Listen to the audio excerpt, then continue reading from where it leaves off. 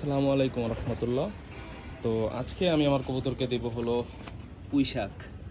তো আমি সুন্দর মতো কেটে নিছি। তো অনেকেই বলতে পারেন যে আসলে ভাই পুঁই শাক কে দেয়। তো ভাই আমি দেই, অনেকেই দেয়। হ্যাঁ, পুঁই শাকে আপনারা সবাই জানেন যে পুঁই শাকে রয়েছে প্রচুর পরিমাণে ভিটামিন সি এবং ভিটামিন এ। তো আপনারা দিলে অবশ্যই সেটা কবুতর উপকারে আসবে।